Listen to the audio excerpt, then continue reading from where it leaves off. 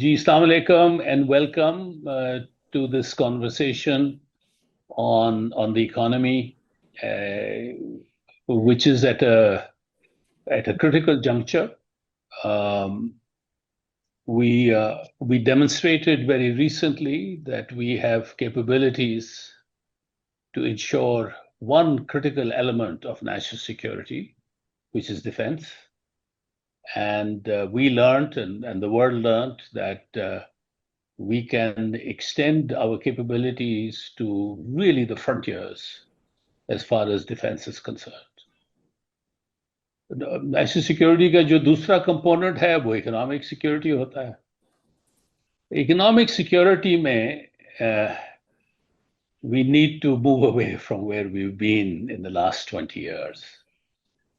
ये जो हमारा boom और bust का cycle है कि हर 3-4 साल के साथ balance of payments crisis हो जाता है.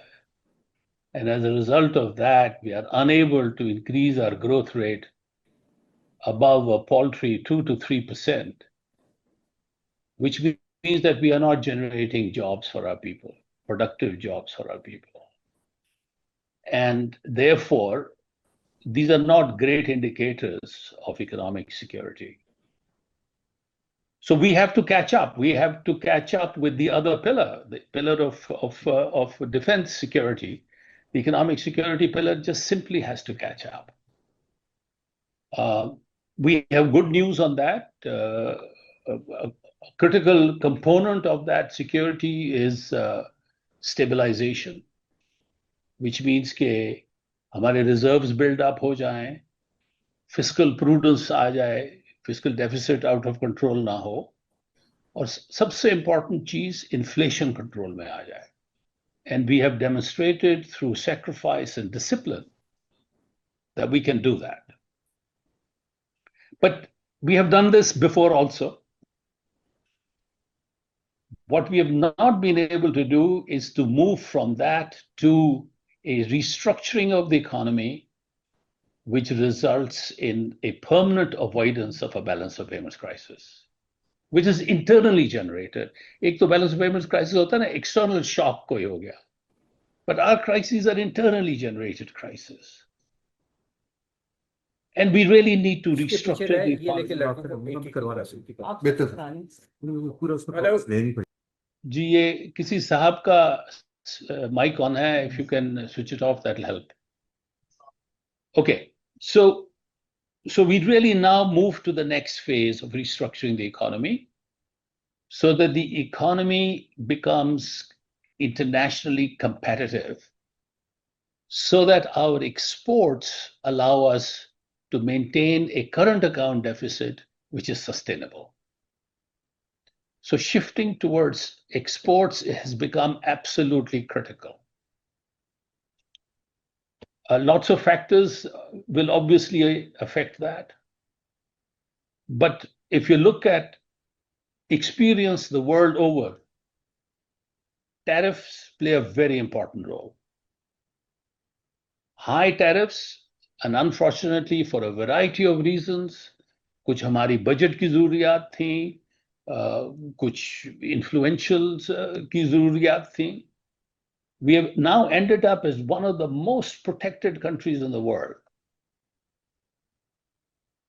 Now, with this high level of protection, there are two consequences. One is that downstream industry, which uses imported materials in order to export products, finds it very expensive.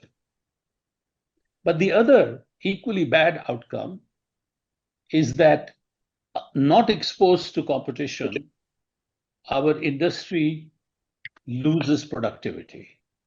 And the World Bank has recently done a study, a very comprehensive study, which demonstrates clearly that Pakistan industry is experiencing productivity decline. So both of those have to be arrested. Now, there's a huge experience worldwide that tariff reforms play a critical role in that. They make it easier to export, and they expose domestic industry to some competition. So with that in mind, it seems that the government is devising a tariff reform program. I'm told that it's a program that will be rolled out over a 5-year period. So what we are trying to do today is to get a discussion going among captains of industry and representatives of the government to hear views, which will be diverse views, on A, the importance of export-led growth, and B, the importance of tariff reform to achieve that. So that's the context that I wanted to give. So with this, I hand over to my colleague, Nazish Afraz. She's going to moderate this discussion, and my other colleague, Usman Khan, who's also going to moderate the second. Okay, so Nazish will stay throughout the session, and that's great. So we have some good speakers. Nazish will have to discipline us so that we speak. We take enough time to speak, but at the same time leave time for others to speak. And it's a difficult task, but I'm sure Nazish will do it splendidly. So over to you, Nazish. Assalamu alaikum. Yeah, I've put it up here so nobody hates me at the end of it. So I've put some housekeeping rules here. But before we begin the discussion, I'll request Usman Khan to give us a couple of slides on what the thinking behind the tariff reform is, and then we'll move on to the World Bank team to talk a little bit about the process and what the reforms are, and then we will open the floor to discussion, and I'll talk more about how I'm going to moderate the discussion when we get to that part. So over to you, Usman. Thank you, Nazish. Thank you, Dr. Nabi, for this opportunity, and thank you, friends. I think most of the people on the call I have engaged over previous work or in one capacity or the other. So while the slides are just loading up, Eva, are they shared? Because I cannot see them yet.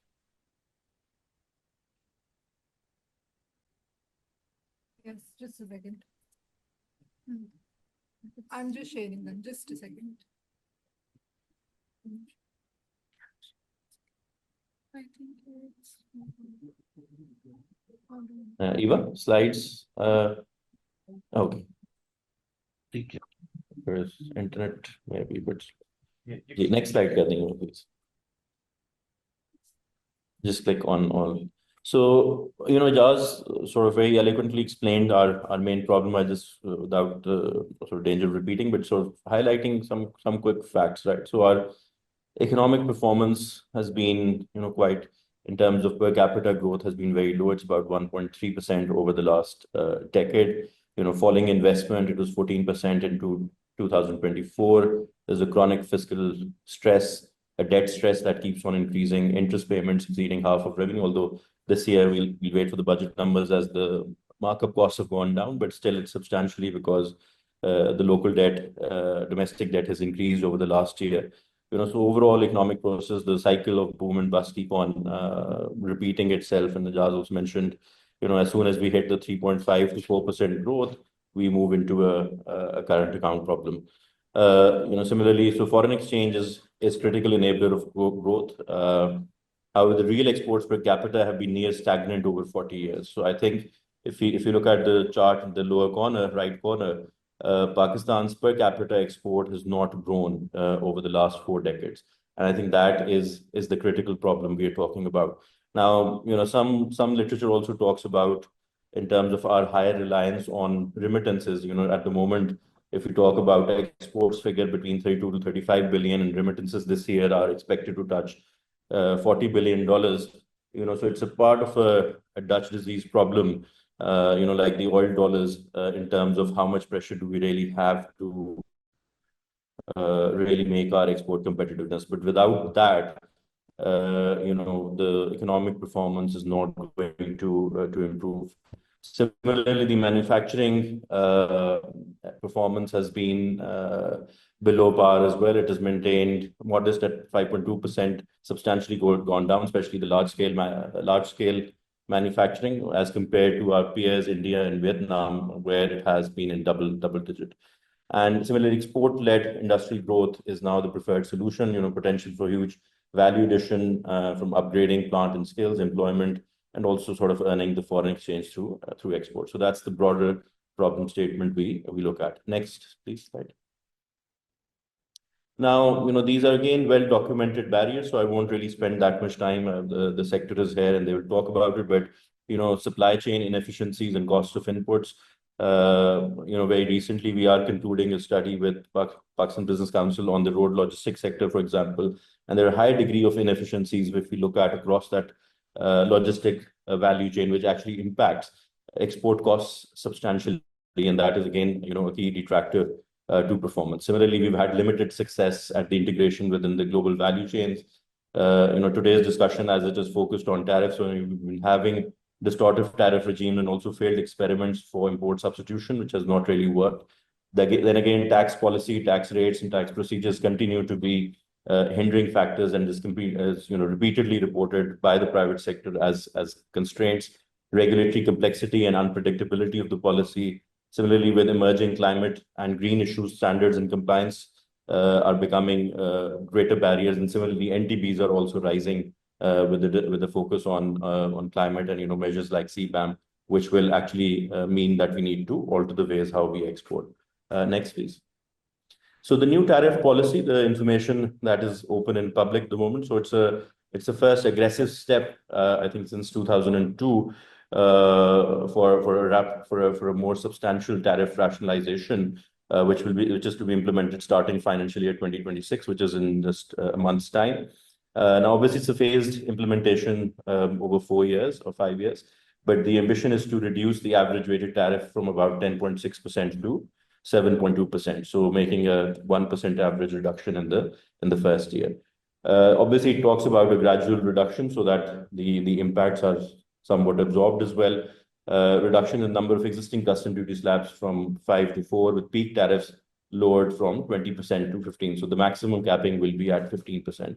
Now, what is more ambitious about it is the inclusion of the automobile sector, the energy sector in these tariff reforms. As you know, in previous tariff policies, auto sector, mines and minerals, and somewhat some local elements have been left out of the policy, but with the pressure from IMF and how the policy is shaped up, there is going to be no exclusion. So that is what makes the overall tariff policy much more ambitious. And then obviously the focus on trade facilitation and regional integration. So zero tariff custom duties on 261 tariff lines from the D8 countries. So that's the sort of scope of the policy that is being discussed.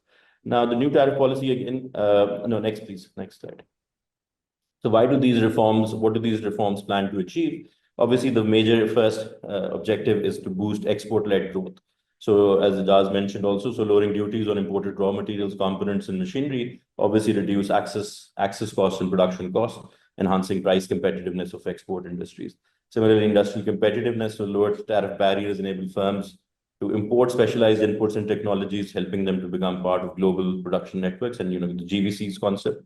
Similarly, attracting investment and jobs. So, trade is a good way to actually attract joint ventures when, you are able to actually import capital equipment cheaper. So it spurs industrial growth and forms, so results in more partnerships. Similarly, reduce costs and curb inflation. When we talk about reduction of tariffs on final goods, obviously that is where it pushes down the inflation as well. And obviously moving towards sustainable development with tariffs going down and more and making it easier transition towards green economy and reducing the environmental impact. So these are the broader objectives that we want to achieve under the policy. Next, and I think that's fine. So key points for discussion, which then I'll hand over to Nazish as well. So, what is the overall view of especially the exporters that we have on this ambitious tariff reform?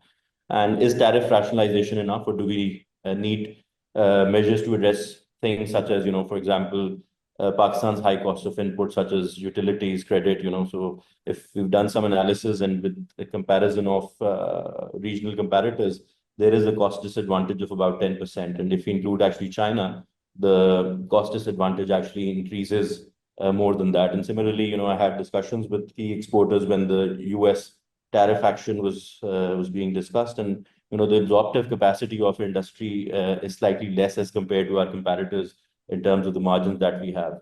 Similarly, the high rate of corporate tax in the region, which is about 29% as compared to the average in South Asia of 26%. Similarly, labor cost and labor productivity and cost per unit of productivity, which is the result of declining productivity that we've had. Higher cost of capital with limited availability. Obviously, package subsidies by comparator countries as well is also something that needs to be looked into. And also land costs for manufacturing and overall. So, things that make us more expensive other than the tariff elements, which obviously needs to be addressed in parallel. So I'll hand over back to Nazish here to set the frame, but I thought I'll stop here for listing some of the points that are other than the tariff part. Thank you. Thank you, Usman. Very quick yet still comprehensive justification and rationale for why this tariff reforms came to be and what are the remaining sort of non-tariff issues that we will need to address. Faiza, if you could put up the housekeeping rules and the discussion points. So we are very honored and we're very lucky to have such a large group of people from the private sector and from the government sector. We've got academics and researchers who've been working in this space. So I'm looking forward to a really good discussion. What I had in mind was that first of all, the discussion points, right? So we don't go too far off topic and everybody gets a chance to speak. The first issue to discuss is, do these proposed tariff reforms meet the objectives of greater global competitiveness for Pakistani businesses? And of course, Usman's talked about how they do that. It's greater transparency. And I think one of the things he didn't mention was also improved allocative efficiency, because whenever you have tariffs that are higher on one sector compared to the other, or inputs relative to outputs, so on and so forth, there are distortions, and that leads to allocative inefficiency. So there's a lot of simplification that is happening there as well. So we should expect improvements in competitiveness. So will it meet that target? And then I want to focus on what are the main concerns with how this tariff is coming into being and what exactly it's going to be doing. The negative consequences, both unintended and intended. Of course, it's going to become a less cushy space for some sectors that were more protected, and that's the idea behind it. But there are also likely to be some unintended consequences that we would like to unpack. And when we talk about those concerns and unintended consequences, I also want to keep the discussion really constructive and productively contributing to our tariff reform efforts. And maybe we can brainstorm together what are the other non-tariff methods that we can use to address those concerns. And I think many of you will be familiar with the new industrial policy literature and the kind of measures that they are. We can bring them in there. So on some more housekeeping. So I would ask you to restrict yourself to no more than 2 minutes. And Faiza or somebody from the CDPR team is going to put in the chat box when you're close to the 2 minutes. So I would request you to please not turn me into a demon with fangs who has to shut people down, and just respect that time limit. That would be great. Don't repeat points. If the point has already been made, you can endorse it or you can augment it, but please don't repeat it. And also, if you don't get a chance to speak, or if you want to reflect on what other people are saying and you say that in the chat, I'll sort of attempt to sort of consolidate those comments and bring them in a sort of time cost effective way. So I want to first request people from the private sector. And we have exporters and we have businesses that cater to the domestic market. So we will get a sense from both sides of how they're likely to be affected. So I'll first invite views from there, and starting with chambers, because chambers will reflect the viewpoints of all of their members, hopefully. And I'll ask you to raise your hands if you're from a chamber first, and then take your comments, and then a couple of comments from other different sectors. And I'll take one comment from each of the sectors. So one from garments, one from footwear, one from fisheries, so on and so forth, initially at least. And then we can open the floor for discussion, and maybe people from researchers or people from the public sector can come in at that stage and respond to those views that have been raised, and then we'll take views from from the private sector again. And if that sounds okay, I will ask Ehsan Saab, would you like to go first with the Pakistan Business Council?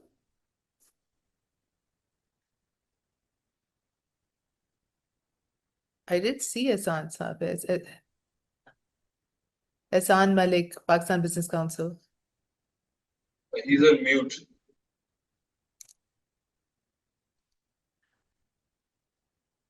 Okay, so whenever you're ready, if Sarhad Chambers, does somebody from the Sarhad Chambers want to go next? Yes, I am here. Ji, please, let's have your views first. Okay. Tariff rationalization curbs overprotection of the local industry. That's fine. That's a global phenomenon. But what our concern at the Chambers of Commerce is that we are basically importing two types of products.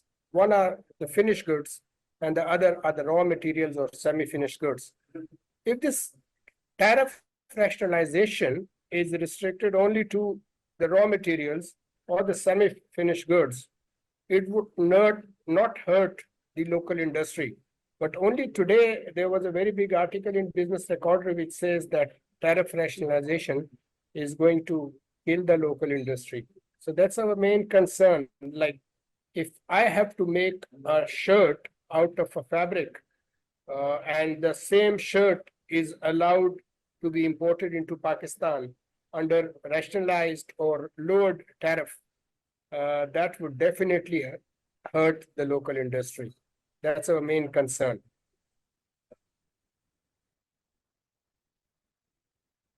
I can come in now if I'm unmuted.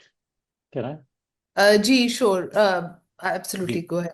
Okay, so I think we have no dispute with the fact that if you have unlimited, indefinite, and unconditional protection, that's not good for anyone really, right?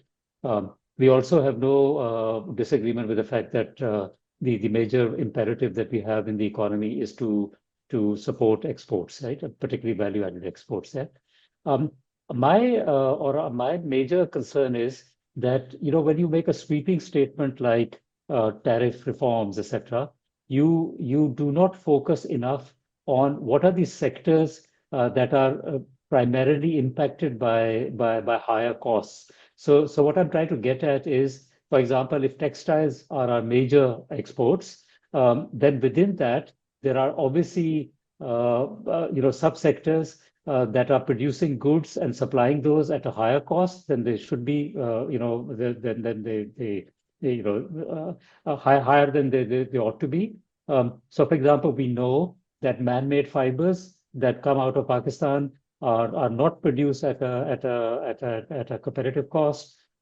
Dyes and chemicals are also not produced at a chemical cost. So if we were to rationalize the import tariffs there, it would make a huge amount of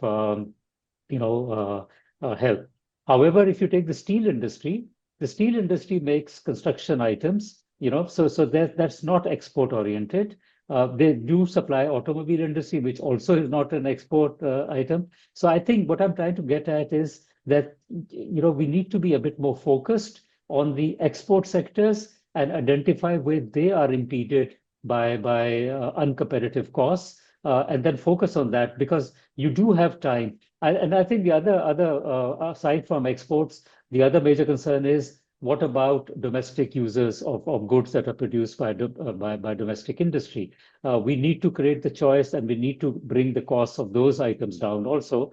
But that again, carried to its logical argument, would mean that you would not be producing any of your personal products or toiletries in Pakistan. You would actually be importing all those, and that would have a negative impact on your external account. I'll stop at that. Thank you so much, Ehsan Saab. Now, do we have any other chambers represented? Mujhe yahan pe, sorry, I can see people's names, but I can't see their association. So if not, we'll just move into the sectors. I know that we have quite a lot of representation from the garment sector.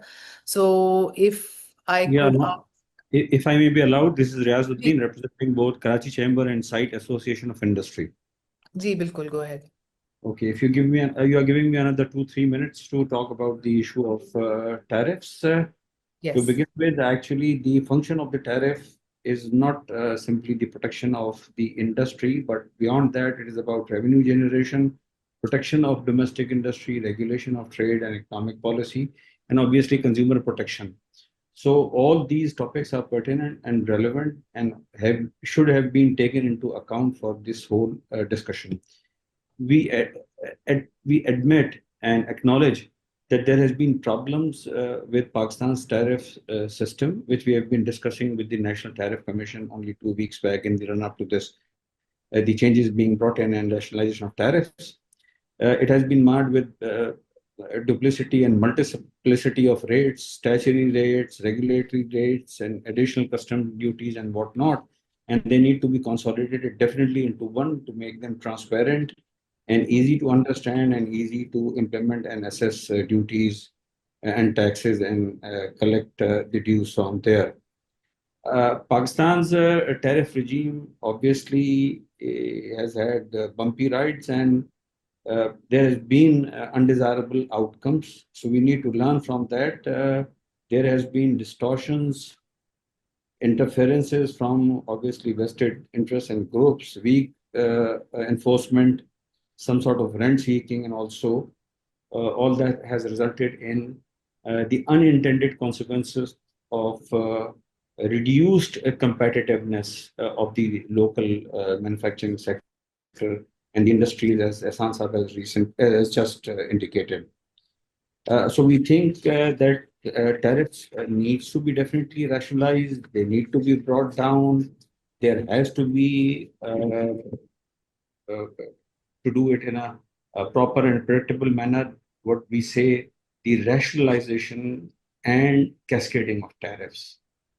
Fewer categories and clearly divided into, let's say, essential goods, basic raw materials, intermediate goods, plant machinery, and obviously there can be a class of luxury and capital goods which are not so essential, and they can be taxed at a higher rate. So in order to protect the local industry, it is not only the tariffs which are pertinent, but the other policy pillars, which I would say are fiscal policy, monetary policy, the infrastructure availability and provisions, the industrial policy, which is still at large, the trade policy, which we have not been able to put up for quite a number of years, and then comes the tariff side. So all these are very important and pertinent and needs to be put together, because competitiveness just do not come through tariff rationalization or erecting tariff barriers. And also, at this particular juncture, when the winds and tides are turning into an opposite direction, and there are, let us call it the super tariff era initiated by Trump.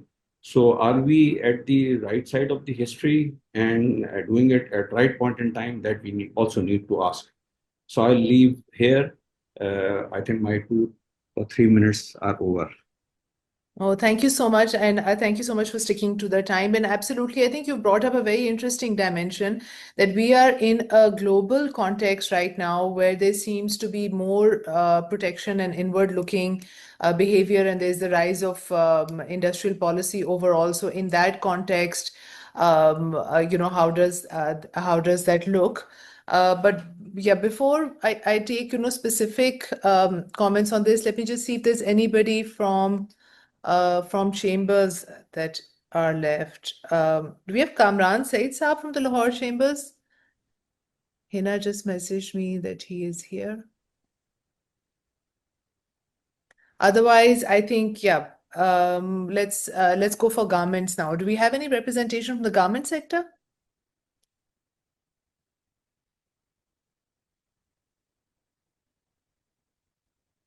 Yes, right here, right here. Ji. Aswar, carry on, Aswar. Ji, go ahead. I can pitch in. So I think on the garment side, main problem has been that we have created islands and haven't built a continent. The supply chain is very fragmented, and the industry suffers from lack of innovation, and the material availability is very limited to just a few product classifications. So I think that's where we've missed out.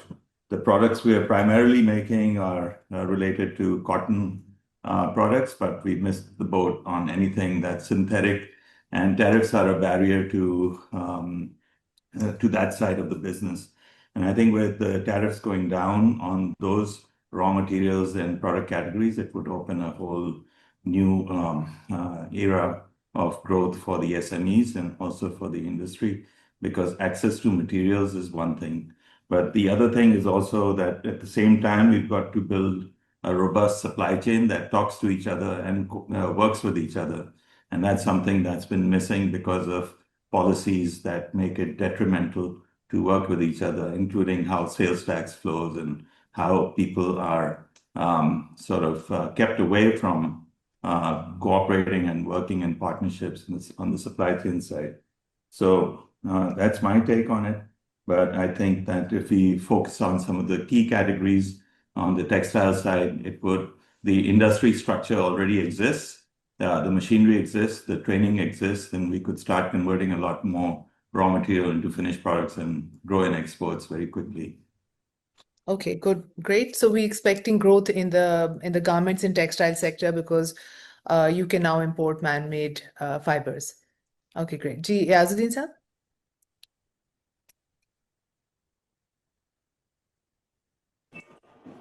याजुद्दीन साहब आप muted हैं. Yeah, okay. मैंने इसको खोल लिया. My question was, the last question, is this the most opportune time to undertake tariff rationalization, particularly in the wake of the global challenges and the world going back to tariff barriers?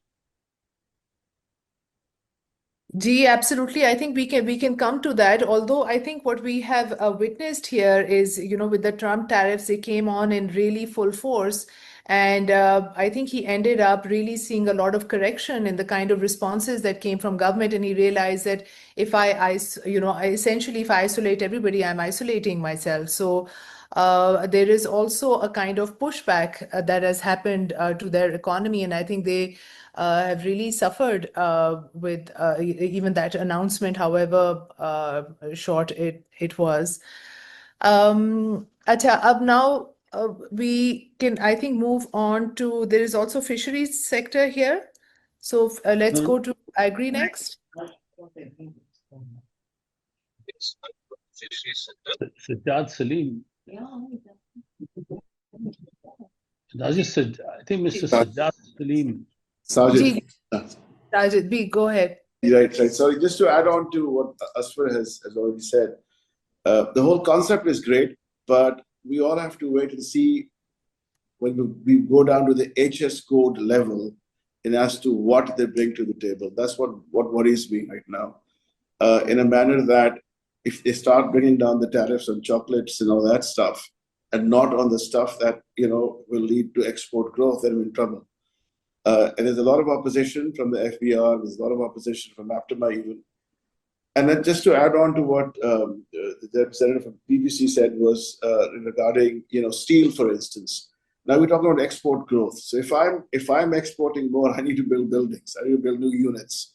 So if you will protect steel, then that's more cost to me. And obviously, cash is what we need to grow our exports. So again, my fingers are crossed. The concept is great, but I just have a feeling from what I'm hearing is that we might get the wrong HS codes done this year, and yet we would then say that we need to boost exports and these guys are non-productive and they don't know what they're doing. So let's hope we don't get into that, because the paradigm shift must take now. We must move away from the import substitution and must look at the export growth. And for that, the decision obviously is with the government, and we'll see what they bring to the table. And if it is something which, as Asfar has said, helps us go into the synthetics, we will see a rapid growth, hopefully, based on the Salcott model and how they have stockists that, and hopefully we'll have more and more stockists that we can, pick stuff off the shelf from them, in-demand fabrics and all of that. So we hope that we can build a critical mass where the supply chain is robust and it's strong. So let's see what the bring of the day. Thank you. My name is Dr. Yaz. I'm Chairman Prigmia, North Zone. I agree with Asfar and Sajid Saab that this is the one side of the picture. And the second side of the picture is circularity when we are talking about circular model. So, the major, when we talk about circular model, the supply chain is really important. And supply chain with no connections with our vendors, number one. Number two, with the spinners from from regen cotton till we take it to the recycler. There is no such connection exist. Although under the DGTO, we are 21 different chambers and associations, they are working, but they are not unified. I think this is the point. This is the high point that we all gather on one place and make a one platform.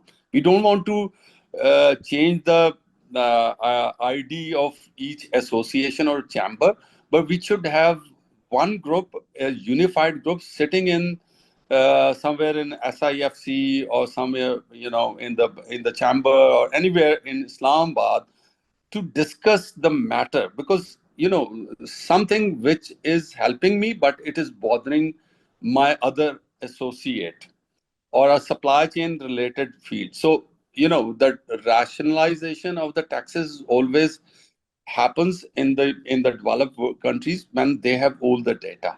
Unfortunately, we lack that.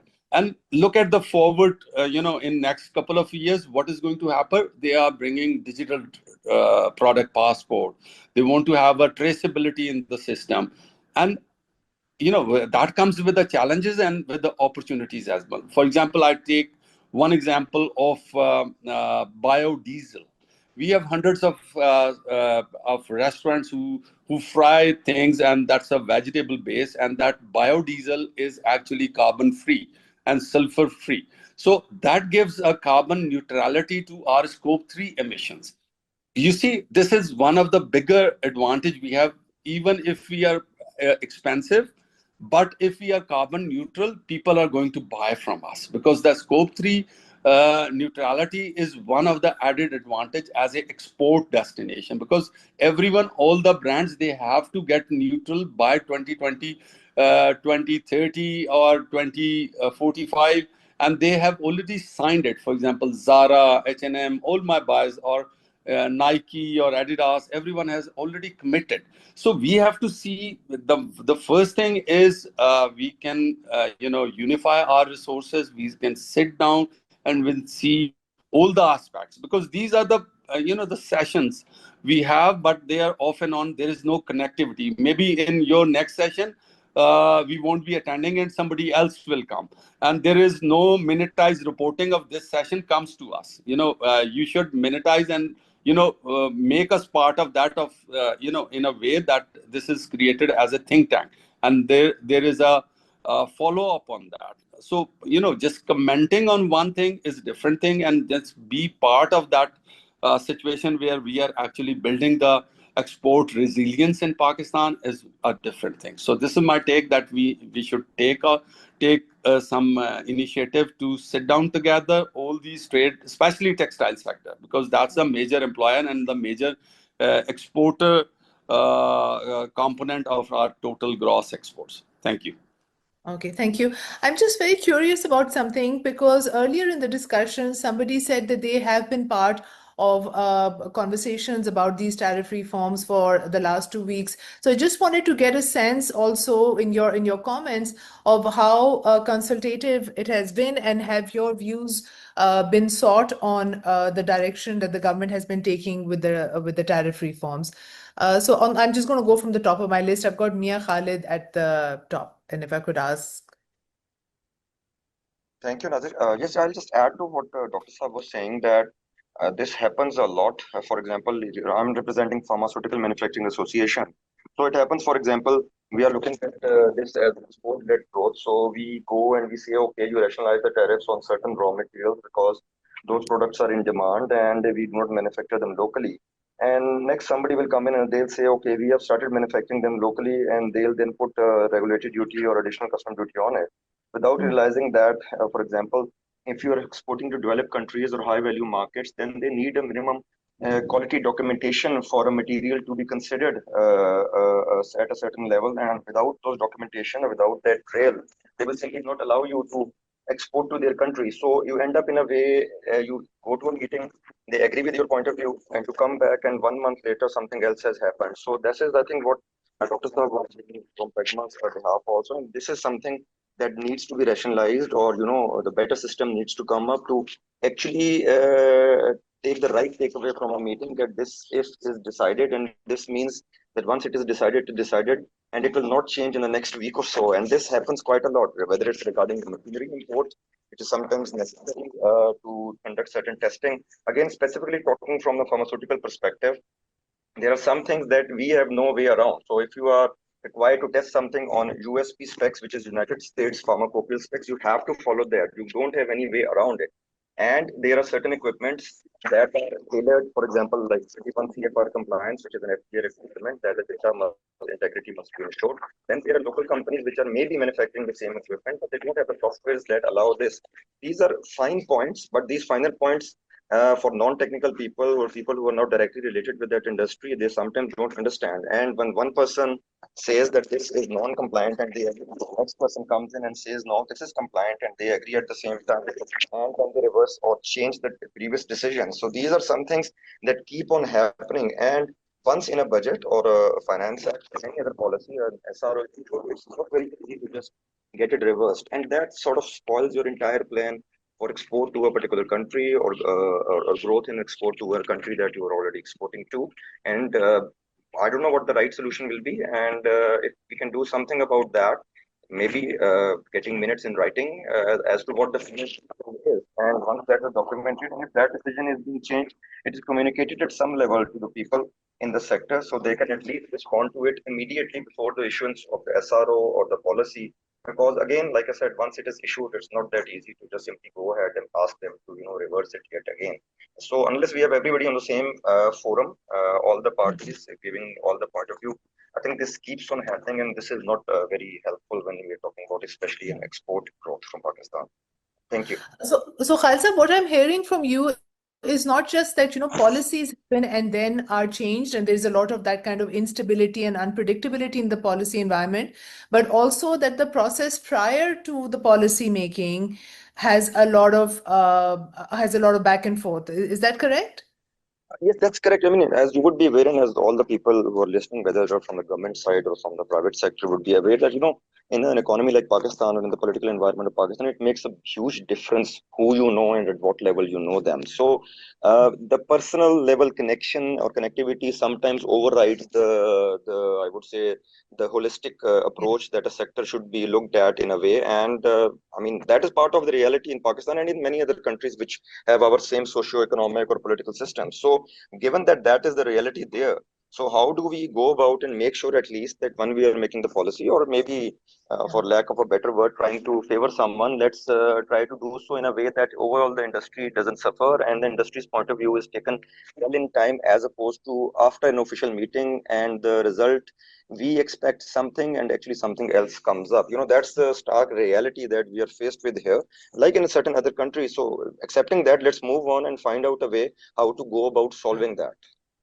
Yeah, I mean, I think one of the objectives of this tariff reform exercise is also to remove that kind of discretionary SROs and those kind of discretionary, for certain concessions that are given to certain HS codes and not to others, and to kind of make it a more level playing field where you don't have, SRO based or regulatory, and there's so many para tariffs that come in that really sort of obfuscate what the the process is.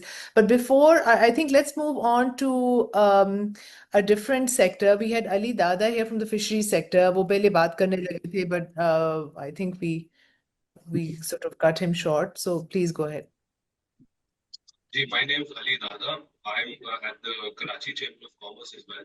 So we basically submitted budget proposals for every industry, and the way we've done it this time is that we've highlighted the problem, given the solution, the advantages, and the fourth is that the revenue loss, it's going to the revenue loss from that, and but it's going to be an export surplus. So that's as far as the chamber goes. We've done that.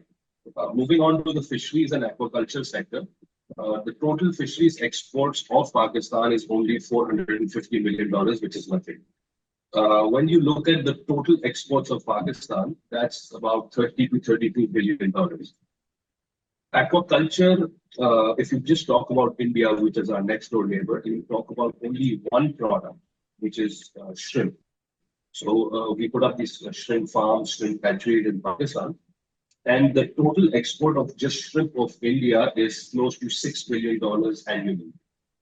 We're targeting at least a growth of $1 billion of shrimp exports in the next coming year, but due to the taxes, duties, the tariffs, what we're experiencing is a 60% tax on an infant industry. So, and if you're a bigger company, when you have these SROs, you're still taxed 40%. So, my thing is that if the industry is an infant industry, there is no revenue, why tax it at 40%?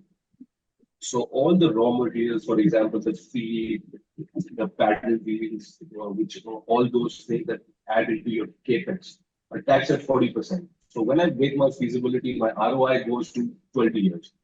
Only if this 40% tax is removed, and we've demanded 0% of these taxes in the budget proposal. If this happens, it's going to give birth to at least 20 different industries just because of agriculture. And I really want to point out something. Our aquaculture fishing industry is totally supply driven. What I mean is that we're always in a shortage of supply and there is always excessive demand. The total shrimp industry's market value is $24 billion. It's not because people don't want to eat more shrimps, but it's because that's the production level right now all over the world. Okay. Besides these tariffs, since MEDA is also one of the departments in this webinar, I've seen that lately post-COVID, MEDA is trying to do something which the industry, which did not support the industry because no longer can they protect the small industries because of too much red tapeism. The World Bank, the Asian Development Bank, they've always approached us and they want to give us funding. But when you go to register a simple company in Pakistan, or if you want to align with the government policy that has been written in 1988, just to change that, we need to go to lots of government offices, and just to register a company and be in line with everything, you need at least a year and a half. So this is something that's... I've got my eye on the time. If I can ask you, देखें जो tax और setting up a business, जो business environment के broader concerns हैं, I think we will look for a separate forum for them. But just specifically on tariff alone, if I'm hearing you correctly, आप कह रहे हैं कि आपकी जो feed है for the fishery sector that is largely imported. So on the tariff reforms alone, are you expecting that your sector should be able to grow domestically and exports? जी, feed की बात नहीं कर रहा, मैं बात कर रहा हूँ the raw materials that are used to produce the shrimp in Pakistan. Okay. So the raw materials, the equipment, everything is taxed up to 40% at least. Okay. So and by tax, do you mean your tariffs, or I mean, are you talking about corporate tax? I just want to. Okay. So for tax, I'll break it down for you. There's 25% sales tax, there's 10% regulatory duty, there's 3% some other duty on income tax. So that everything goes up, it's about 40%. Okay. So, okay, so with regulatory duty coming down, we should expect to see an improvement in your import costs. If you look at India, they're subsidizing the agriculture industry in their country, and we're taxing it. So you see the dilemma. ठीक है. अच्छा जी, Sarhad Chambers. Assalamu alaikum. Whatever we are hearing so far about the tariff rationalization is through news reports or hearsay.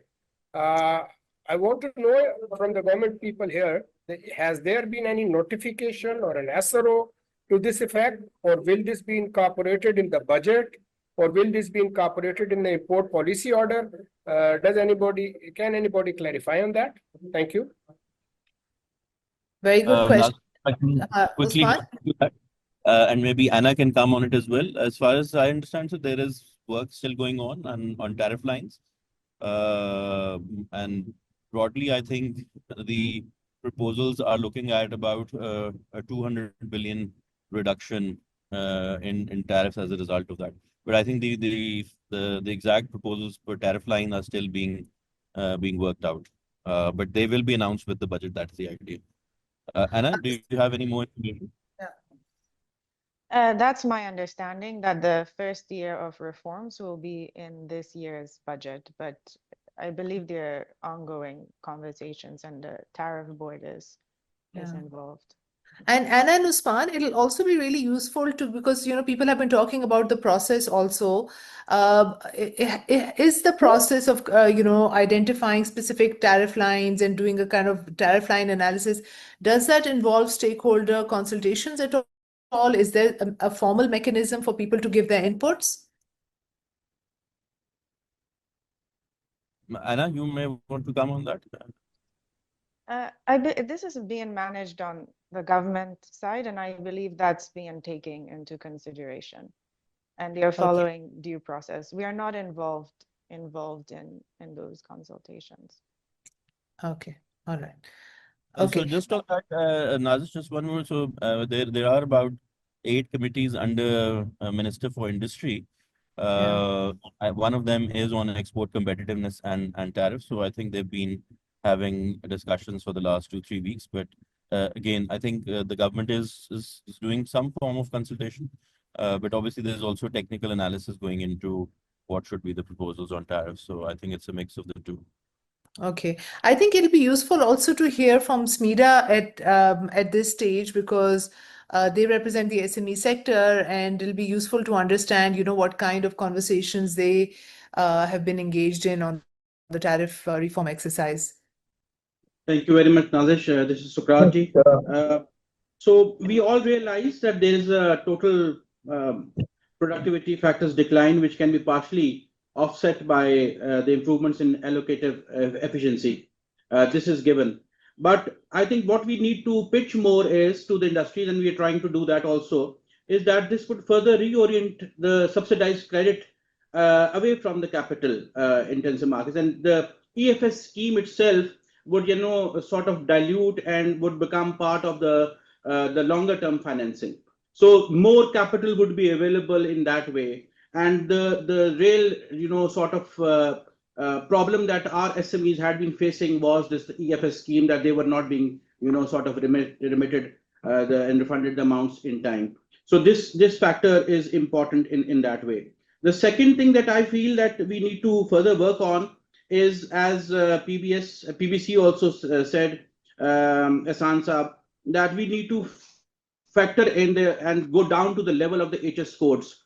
So maybe for the phase 1, we would want to, highlight only those sort of areas and sectors and subsectors and HS codes which seem and which have an impact more on a higher cost level. So which sectors have an impact wherein the factors of importing would have a greater cost, can be, taken up first at the first phase, and we can phase it down to that level wherein after 4 or 5 years we are able to come up to that level wherein we can say the allocative efficiency has been catered to its optimal level. So these are my small bits on it. Thank you so much. And I've noticed also that Manzoor Ahmed Saab is here. I think it'll be really good. We've had some, feedback from the private sector. Manzoor Ahmed Saab is somebody who, is an expert on these issues, who writes about them as well, and who has his ear on the ground. So Manzoor Saab, agar aap kuch kehna chahein? Sorry, I'm traveling, so I mean there will be some problem with the voice, etc. I think on the tariffs, I joined late, but I just want to say that on tariffs, some broad principles have been settled, but exactly what happens with each tariff line, that's something else. I mean, so the broad principles are that in auto policy, we'll start from next year, 2026. For other tariffs, we like to have just 4 tariff slabs. That will be 0, 5, 10, 15, and 20. But eventually, by the end of the 4th year or in the 5th year, there'll be nothing higher than 15%. And then one other important thing is that there are now on almost 80% of tariff, there is some SRO, some exemption, some certificate. And I think by this year, within maybe some of it this year, maybe some next year, we'd like to bring that, what they call fifth schedule, back to the normal first schedule. So there'll be only one tariff. And I think these are the general broad outlines. And I think if there are any specific questions, perhaps I could answer. Okay, sure. But we also have with us Ali Sarfraz Saab. He's Pakistan's permanent representative to the WTO. He's joining us from Geneva. So let me ask him how he sees the situation.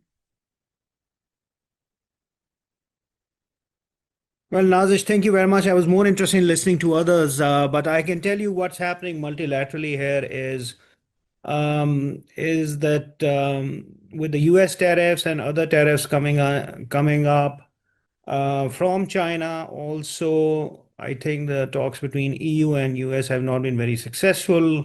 With the UK and US, UK has given sort of a mini package, which a lot of people are questioning whether it's actually compliant with WTO rules or not.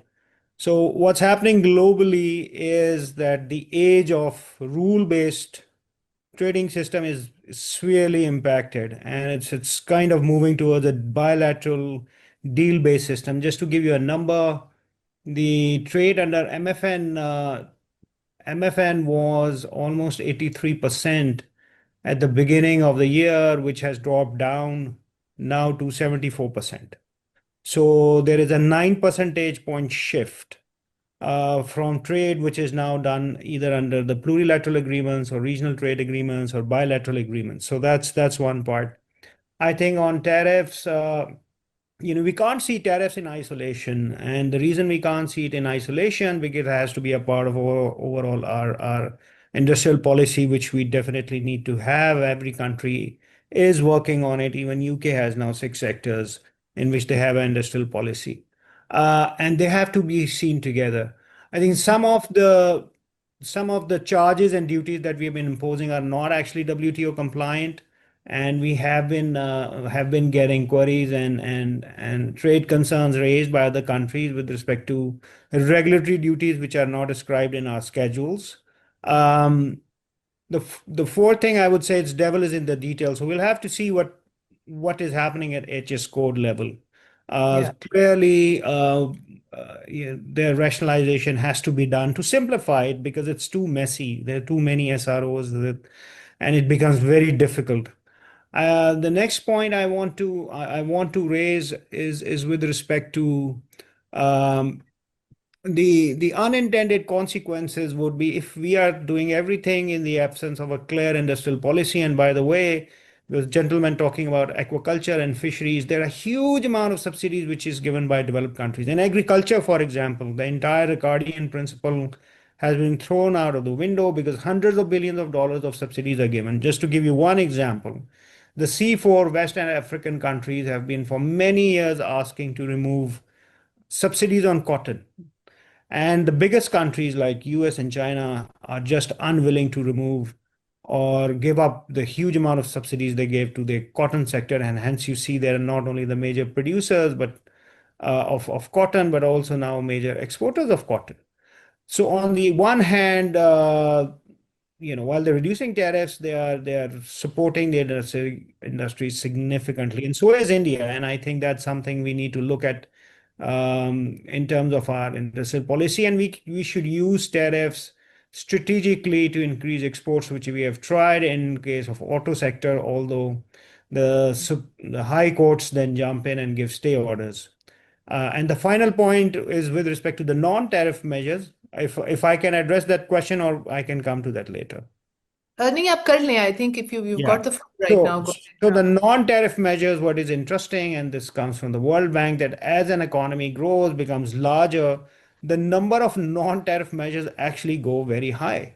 And if you look at some of the most developed countries, they have the highest number of non-tariff measures. Some of the policies we really need to get rid of, for example, having export restrictions and then also import restrictions on wheat. That's one of the policies which you used, which becomes completely indefensible here. So I'll stop. Thank you. Hey, thank you so much. And Dr. Nabi, before we just move to you, one of the things that I wanted to, the third bullet point that I've got over here, we do understand industry policy is now back in vogue and actually tariff measures are being used, but are tariff measures the best way for us to support our industrial policy objectives? Because increasingly our industrial policy tools are actually changing in shape. And yes, you may have subsidies, but those subsidies are very directly targeted towards activities that have a positive spillovers to the rest of the economy. So perhaps, we direct subsidies towards improvements in HR and productivity, in standards, certifications, all of the things that allow you to move up the value chain, to diversify and to, strengthen and deepen your value chains. So, this is the other thing that, are we expecting tariffs to do a task which can be done by more specific and targeted instruments rather than a more blunt one? But over to you, Dr. Nabi, and then we can come back and get some private sector views. Thank you, Nazish. I have a question for Ali Sarfaraz and for Dr. Manzoor. And this is a question that I've picked up from the discussion, and it'd be good to get answers. Ali, the question, one question has risen, and I've heard it in the conversation today, but also elsewhere, that now that Mr. Trump of United States is using a deal-based approach to trade, and using tariffs as a basic instrument of deal making, is it still time to think about tariff reform to bring it down? Is it too late to do something like this? So that's a question that Ali Sarfaraz may want to answer. And then Dr. Manzoor, if you like, you can also address that question. But the more specifically, the question to you is that a number of comments have been made which seem to suggest that we must retain some form of cascading, that people who are finishing, who are manufacturing finished products should be treated differently for purposes of tariffs than people who are importing materials as input into their production systems. So the question to you is, does cascading make sense if you want to move towards an export-led growth strategy? Ali first. So thank you. I would request Dr. Manzoor to go first. Okay.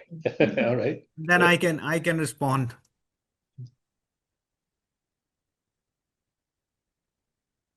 Sorry, Ji, did you ask me something? Yes. Okay. I will quickly repeat it. I said a number of questions seems to suggest, and this is from people who run firms and manufacturing units, that cascading is a good thing. That tariffs should vary depending on whether you're putting out a finished product, or you're putting out an intermediate product, or you're putting out a very elementary product. Cascading is a good thing. And also whether in the days of President Trump, we should be lowering tariffs. Shouldn't we use this opportunity? Is it the right time to do this? Well, I mean, okay, on both things. First, I think, for most other countries, their domestic whatever reforms they are continuing, because it's vis-a-vis the US, there's all that fluctuation. But vis-a-vis other countries, I think whatever they were normally doing, their reforms, etc., are going on. But at the same time, because the US is demanding serious reductions from other countries, offering to bring down their tariffs on many, many products. US may be exporting to those countries like Pakistan 4 or 5, but no, they are going much beyond that. For example, India has offered to reduce tariffs on 60%. Vietnam has offered to completely eliminate tariffs, all tariffs, and so on and so forth. I mean, many countries. So that's one thing. The other thing is cascading.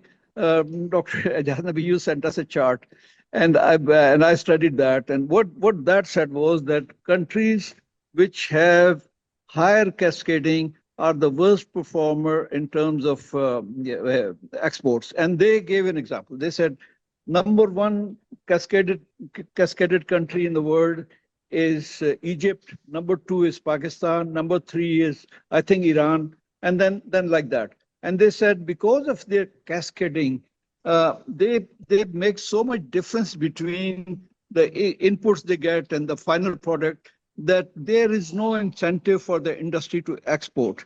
And I can give you a couple of short examples here in Pakistan. For example, we just did this mobile phone industry, and we had very serious cascading, on the components, etc. It's almost zero, and the finished mobile set is very high. So from the day it came, we were hoping that in 2, 3 year, 4 year time, we'll be exporting huge amounts, but we are exporting zero. It's the same thing about autos. It's the same thing about air conditioners. Look at anything; it doesn't get exported because of this cascading, because the end product is so highly protected that and gives such higher profit margin within the country. It gives about 30–40%. And exports, normally the whole world is competing and the profit is around 5%, 6%. So except for textile and clothing, where there's not so much market here, so we export. But anything else, it's all domestically consumed. And I think one big thing is cascading. And we have always had this cascading as a part of cornerstone of our policy. We always fight for cascading. We try to look for cascading in everything, and it doesn't really work. But we just continue. Maybe well, I could have given some other figures, but I think it's I don't have them right now with me. Okay. But I can send a little a couple of paragraphs or 3 paragraphs to explain why it doesn't work. Yes, no, that's good. Thank you. While Ali is still sorting out his response, let me just add to the cascading issue of the general tariff reform issue, that when you're just producing for the domestic economy, it's a small market relatively. Your profits are going to be driven by margins. Higher the tariffs, higher the margins. But when you are producing for the global economy, you'll be competing with others. So your profits are driven by volumes. When profits are driven by volumes, you create much more employment than when the profits are driven by margins.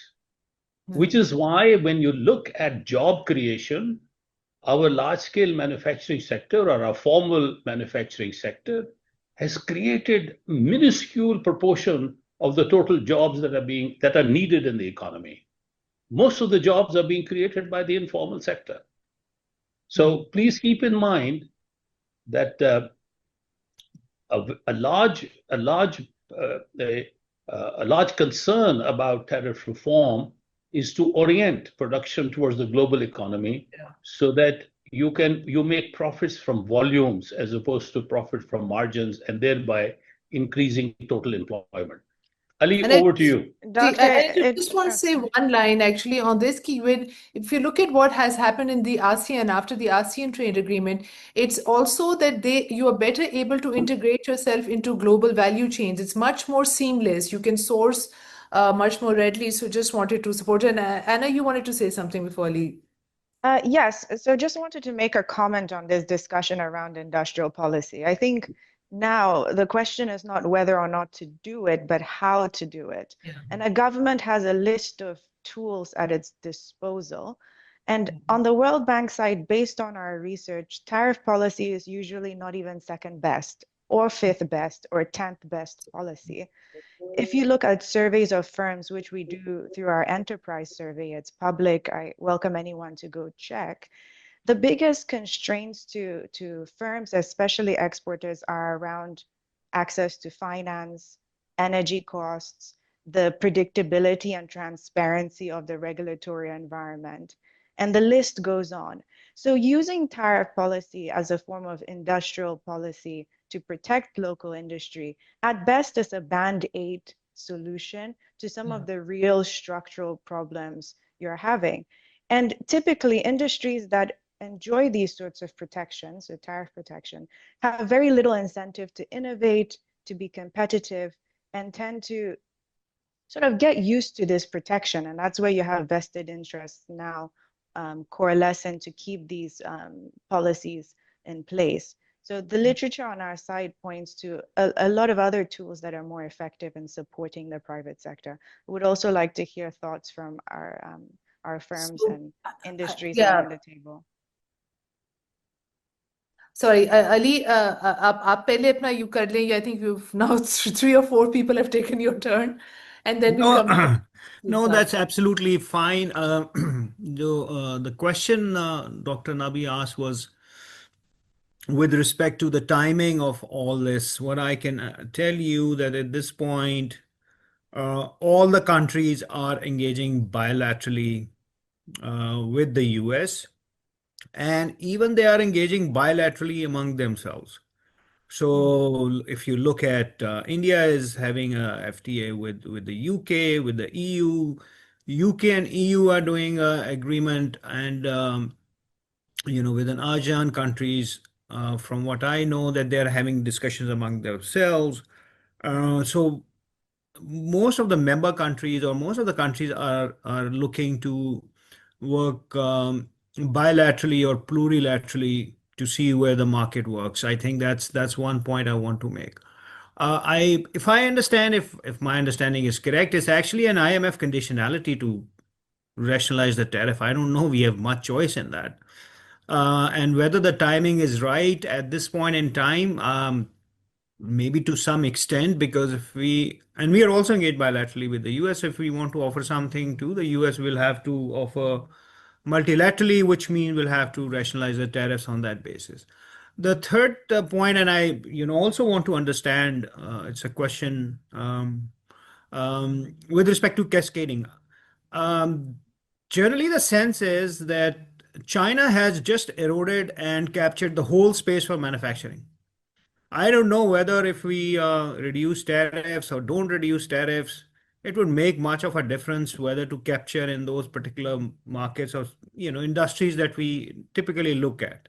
Whether it's auto, it's manufacturing in terms of machinery, electronics.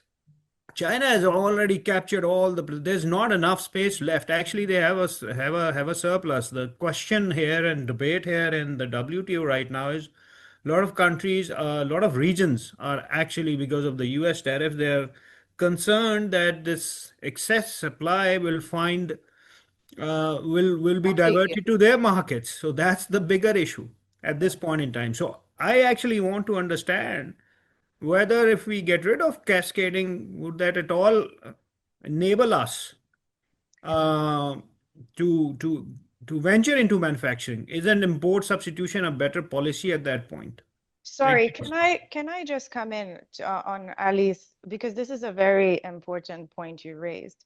And the risk of dumping is a valid risk. But as you know, there are anti-dumping measures, subsidy measures, and counter tariff measures and processes that are in place to address this issue of dumping, which is when a country exports products to your market at below production cost. Best practice is not to use your tariff structure to address those issues. Typically, specific cases of anti-dumping are dealt through established processes, which Pakistan has. And of course, the process could be improved. But then using or hijacking the tariff structure to fix those problems risks, like many of the exporters on this call have mentioned, hiking tariffs on inputs and raw materials that are detrimental to their production processes. So I think there are very credible avenues in place to address what Ali Hussein you've mentioned, and it is a valid concern. But I think it shouldn't be counter to this conversation around tariff reform, which is geared towards export promotion. Thank you. No, okay. I would like to come in and respond to this. I wasn't referring to dumping in the sense that you are referring to. I am fully aware of anti-dumping laws, and there's an agreement on anti-dumping and countervailing subsidies. I'm not referring to all that. I'm referring to the fact that there is an excess supply of products in the market, and from China, and they will find their way into other markets, which were traditionally sent to the US market. It may not necessarily be covered under the definition of dumping as we have, but the point is that those products will find route into the other markets, and that's a real fear. They may not be selling at less than their production cost in any case, but still it means that the import bill will go up. And we also need to see that, the way tariffs plays is not just in terms of your trade deficit. It also impacts your currency, which means it impacts your debt, which means also it has an impact on your currency market and on your bond market and equity market, which we have also seen in the case of US. So it's not just as simple as that. Sorry. So Ali, I want to actually pick up another point that you made, because a couple of other people before you have made this point also, that there will be revenue consequences to this. And again, I want to link that point to the third bullet point, that our tariff policy the best way to be generating a revenue. So I'll leave that question with you guys, and I will go to Umar Masood Saab next, and Ehsan Saab.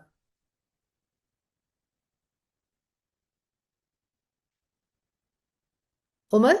Yes, sorry. I've been hearing this, discussion. It's a very interesting one. So, because of the time available to me, I will not, discuss either the pros and cons of tariff rationalization. I think that is best discussed by industry stakeholders, and where tariff rationalization is actually taking place. It's definitely not taking place at the provincial government level. So, my concern is that the provincial governments will then be just bystanders to what is going to be the effect of any tariff rationalization, either positive or negative, on local industries. And I think over there, many participants have also mentioned this issue, or this challenge of coordination, of talking to each other and trying to understand the issues of various sectors, and trying to coordinate a line of action, which has been very problematic as far as any type of industry-related action is concerned. So if you look at it on all Pakistan level, this is a big challenge. Ali also mentioned about industrial policy. I think that's one area in which I think the provinces really have to step up and play their part. And to be very honest, I would really confess that the provinces have not played that part. Either we have not been sensitized enough about this issue. So I would see whatever is being proposed as more of a silver lining for us, as representing the provincial government, that this is an opportunity where provinces have resources, and they are thinking of way to apply these resources. We have an annual development program, which is a growing annual development program, despite IMF. Now, the idea is, can we apply that annual development program in an intelligent way? Whether you want to call it an industrial policy, call it whatever you want. But what we would like is a better interface with various industrial stakeholders, And we would also like that we need to break away from this tariff argument for a while and start thinking about industrial policy at a larger and a more longer term scale if you really want to address the structural issues which our industry face. You know, in 2025 we are still discussing loss of revenue issues, you know, as far as tariff rationalization is concerned. So it pretty much tells me this thing has not moved since the late 1980s. Even that at that time it was you know, tariff rationalization is loss of revenue. So if that is still I'm sorry I would use this word, if that is still a cudgel that the industry wants to hold on to, you know, we have to be prepared. And as far as the provincial governments and even the federal governments are concerned, we need to be more forthcoming to understand all the other non-tariff related challenges which industry faces in terms of improving their competitiveness. So if we can talk about that at a separate session, but you know, I think this is where this discussion is eventually going to move. Despite the fact that there are, you know, bilateral negotiations going on, but still the issue of competitiveness still remains. You know, that's the iceberg in front of you, which is still there. You are not competitive, period. That is it. I don't know whether the bilateral treaties or bilateral agreements with the USA, that may be a temporary respite from what is going on. There is a lot of confusion, you know, going on. But I think industrial policy, as everybody has sort of alluded to it, is something that we need to start taking more seriously at all levels of government, including the provinces. That's all that I have to comment on. Absolutely. Now, I know that there are a couple of hands up, but I'm also conscious that there are some people who have not spoken. So if you don't mind, can I ask Ahmed Shafi and Mujtaba Paracha to come in if they have any comments, and otherwise we'll move to the hands. Assalamu alaikum. Thank you for the opportunity, and wonderful to listen to all the comments here and very important questions, just like put up recently. Okay, are we competitive enough, and whether tariffs are going to matter, and whether tariffs are the right way to protect your local industry or generate employment within the country, or remove uncompetitiveness or the issue of productivity within the country. I'm not so sure. I think Anna mentioned something about tariffs not being the right way to grow your industry, and Dr. Saab also mentioned something about removing tariffs and working on your economies of scale. I think somebody also mentioned that the cost of doing business in Pakistan and some hint on dumping of goods within Pakistan. I believe a lot of product is already being dumped in Pakistan.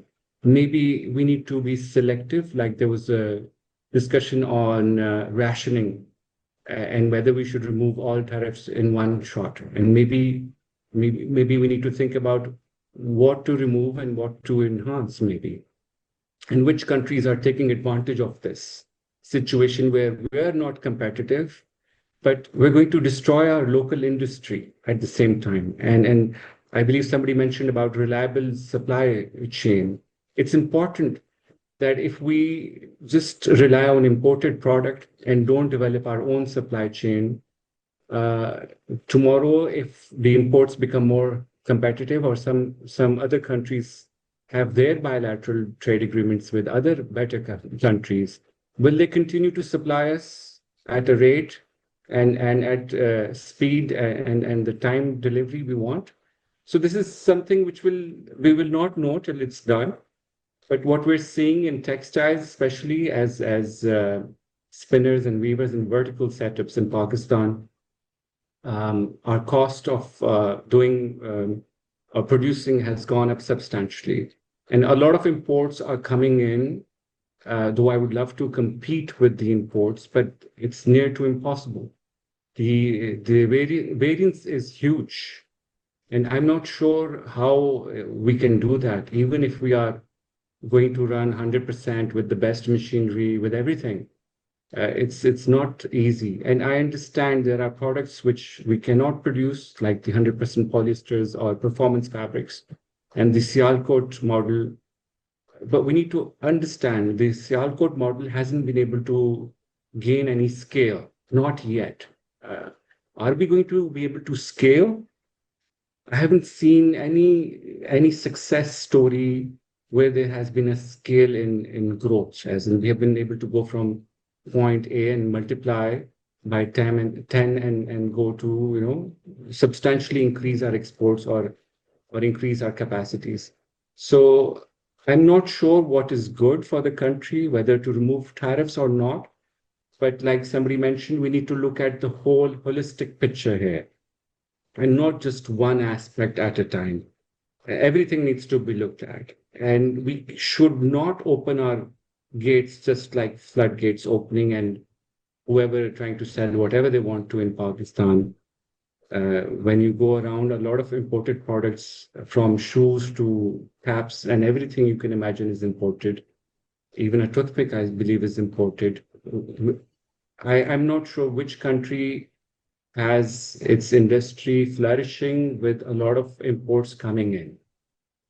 Even the US has realized, and that's why I think Trump took all those steps to negotiate a better deal. Are we going to negotiate a better deal with whoever is flooding us with their products? We need to see that. And the investments already made in this country, do we just say goodbye to them? Because I don't see a lot of people investing right now. And nothing meaningful yet. And I think large-scale industrial growth and the figures there, they say, they tell us a story. So though I have spoken quite a spectrum of things, I'm not sure what the solution is. Maybe we need to take one step at a time. And today's discussion is solely about tariffs. And I think it would be unwise just to remove tariffs without thinking hard about it, how it's going to impact, especially the employment issue of Pakistan. Are we going to be able to employ people within the country, or are we just going to keep on exporting our talent and just believe or trust them to keep on sending money back to the country? Is that the strategy we want to adopt? I'm not sure. And Asaf, can I ask a question, which is relevant to what you're saying? I mean, there is also an argument that since we've weathered the storm of the FTA with China, which is, the arguably the world's most competitive country, what really material difference would it make? And how do you see that for the textile sector? China is already dumping a lot of product in this country, from yarns to fabrics. And the price differences or the cost differences are huge. We can't match their prices. It's impossible. And then we have this issue of exporter importing without duty and taxes, and a lot of it being misused at the same time. And I'm not sure how the government wants to tackle that, but it is having an immense pressure on our textile industry, which is the upstream industry, the spinning and the weaving, and it's going to have impact on the farmer at the same time. So I understand that the world has moved away from cotton, but do we just want to compete on price, or do we want to be a brand by ourselves and have a good supply chain within the country, which we can rely on and work together and generate more employment? Right now, I don't see that happening. Maybe cut to pack or cut sew and pack. And in the garment industry, it will help. A lot of imported fabrics will help.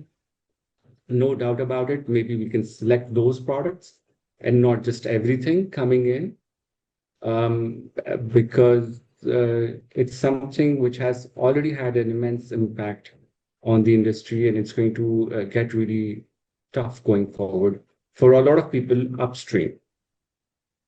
Thank you. Thank you so much. Asfar, could I ask you to respond to some of the things that Ahmed Saab has raised, because there seem to be two very different viewpoints coming out from there.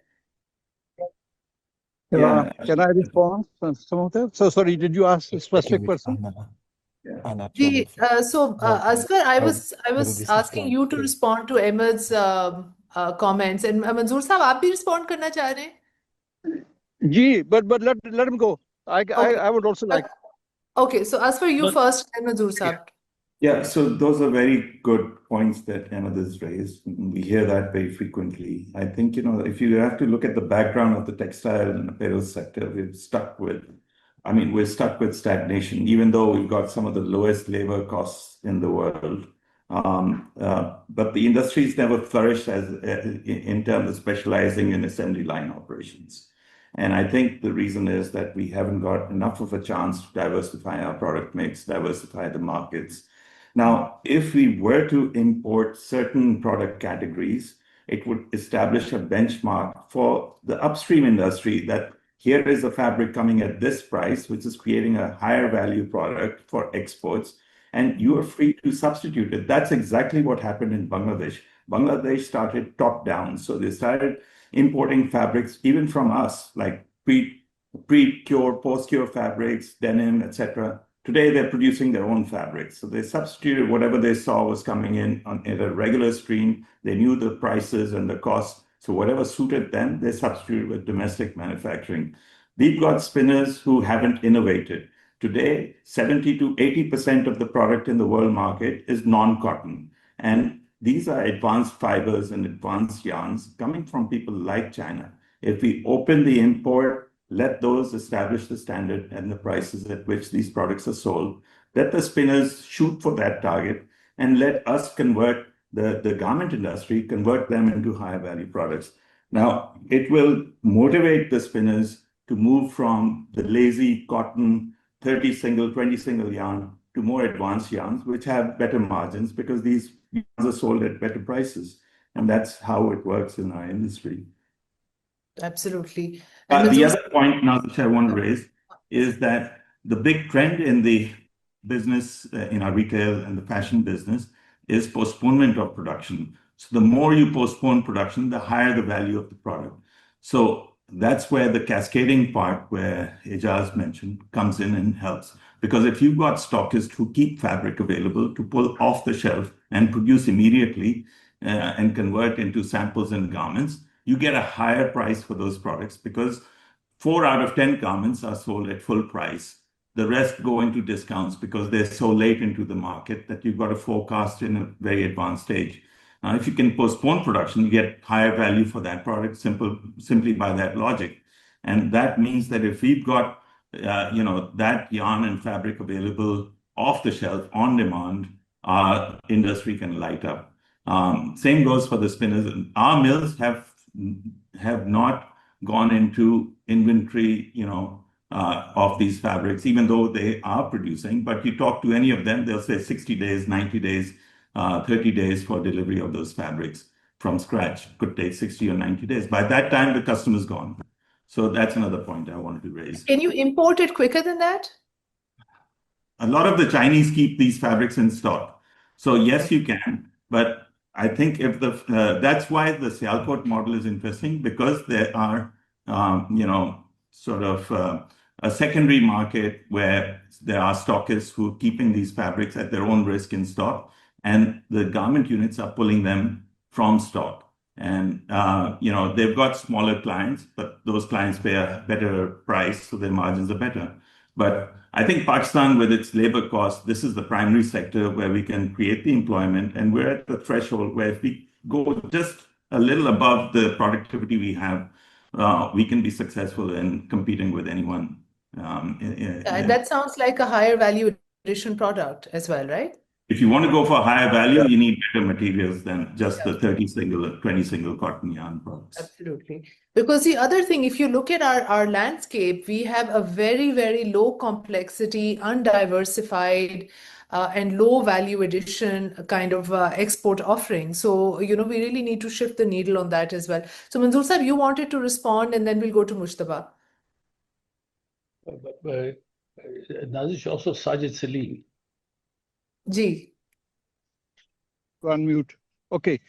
Two things. One, I think there is no country has grown without imports, because it's very difficult to have anything within the country. For example, if we look at our own country, we used to have cotton. Even now that is imported.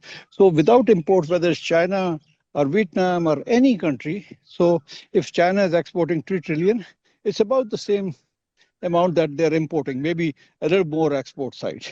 That's one thing. Second, I think our focus is too much on textile, clothing, etc. But we have to start thinking about some other things.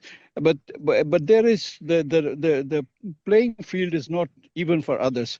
For example, in case of textile clothing, the capital, machinery, etc. is zero duty. Raw materials are mostly zero duty. Maybe there's something like polyester. But if you want to produce engineering goods, if you want to import even the basic raw material, steel, it's the duty, all taxes combined, will be something like 50%. And that goes on for other things. And the third thing is that it's not that China has monopolized everything and countries have given up. No one has given up. So what they're doing is that they're getting into global value chains. So whatever they compete, like Philippines is a small country, but they thought that this will not work. They cannot produce cars, etc. But maybe they can produce components.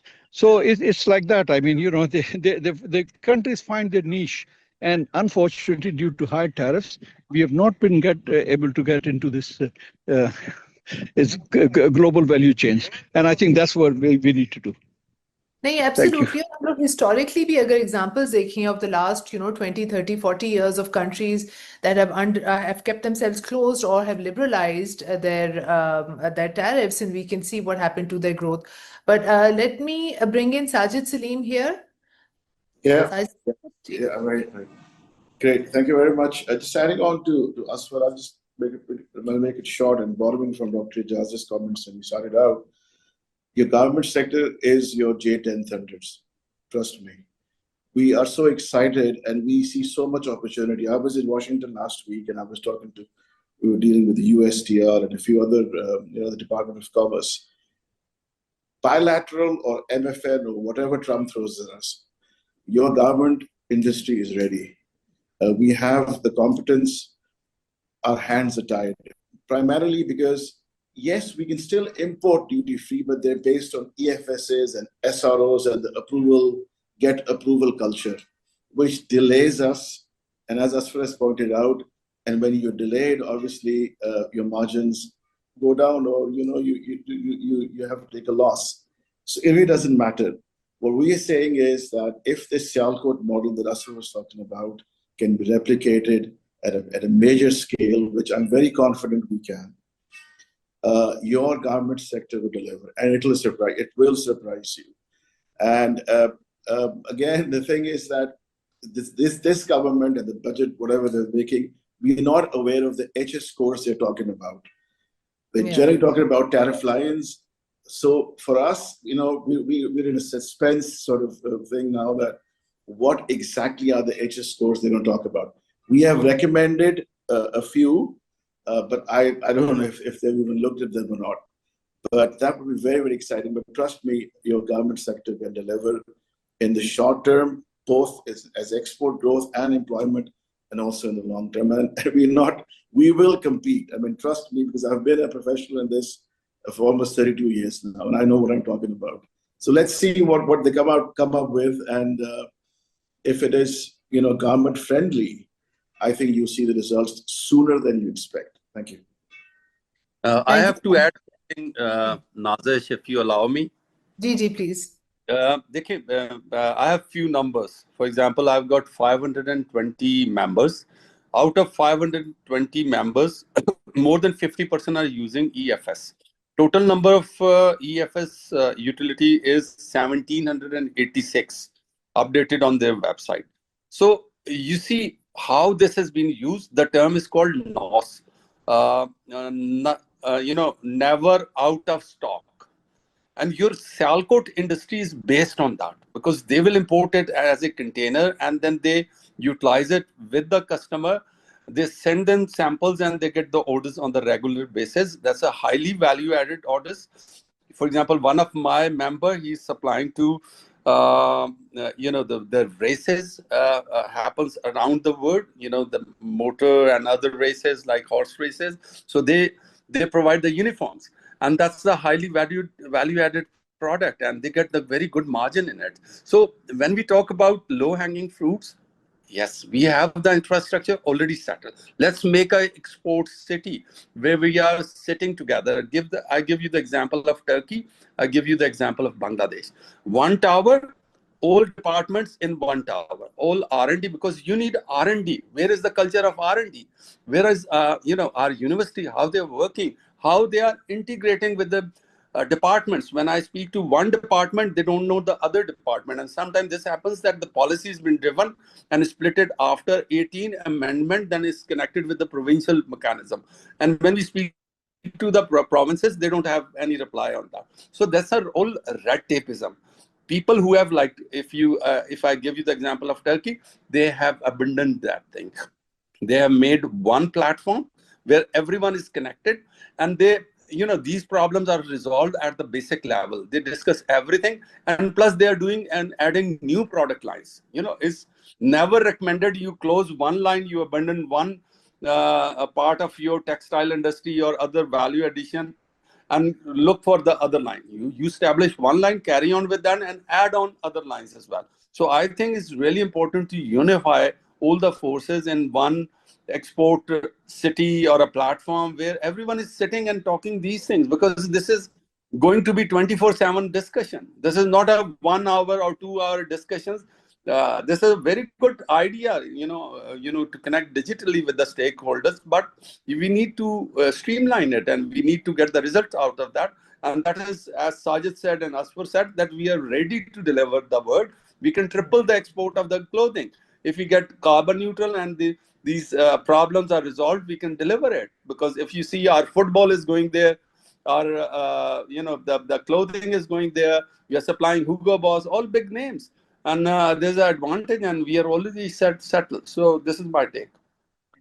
Thank you. And actually, if you have time at the end, maybe I'll ask Usman to talk a little bit about the red tapeism. And I know the Remit is doing some really good work on the regulatory guillotine. But Mushtaba first, and then Ali Safraz, and then I want to leave some time for Anna to come in with her presentation. Ji, Mushtaba. If I may, sorry for this interruption, Nazish. I see that Stefan Derkon has joined us. Maybe Stefan at some point may want to take a couple of minutes.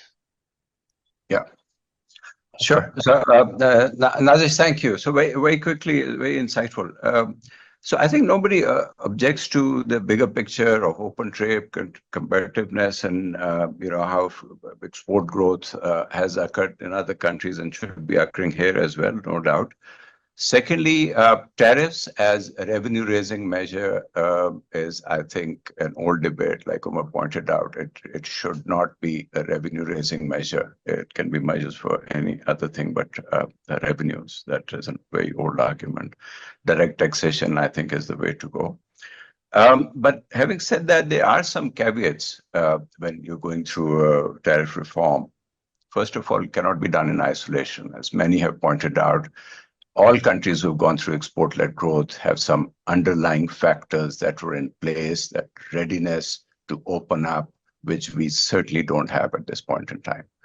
I'm not saying that we can't have any tariff reform, but we need to sequence, and we need to fix the other parts of the economy also while we are doing tariff reform. It's good we have otherwise this just becomes ideological. One side is pushing one way, it's just chaotic and going on since the 90s. I think we need to settle and move forward. The other point that I want to make is that trade is not just about reforms, and we have now 3 ambassadors to WTO, current and past, sitting here. It's also about subsidies. I saw in Usman's slide 12 billion India's when we talk about agriculture. According to Keynes Group, the last I heard, Ali, was they would put out a figure of $80 billion a year of subsidy, explicit subsidy to agriculture sector. With China, everybody complains about implicit subsidies, and that debate goes on at the WTO. The anti-dumping, The mechanisms that WTO have seized for the last 6 years, they're not working, and it is because of the US that they're not working. The whole system has been cranked down. So the other point that comes about anti-dumping is that, at the end of the day, when states come into play in trade issues, a lot of it becomes political also.